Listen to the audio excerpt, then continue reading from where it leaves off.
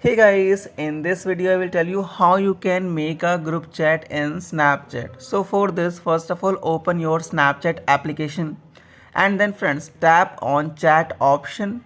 Simply tap on this icon and here you have to tap on new group option and then first of all friends choose a name of your group like I am choosing a name of my group.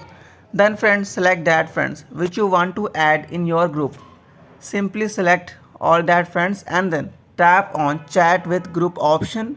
So guys, our group chat is created and here you can easily chat with your friends and families. And guys, you can also add members by tapping on add members option, and you can also share the link of your Snapchat group with your friends and families. So guys, if you have any questions, please comment on this video. Must like and subscribe to our channel to get more interesting and latest videos on social media and especially on Snapchat.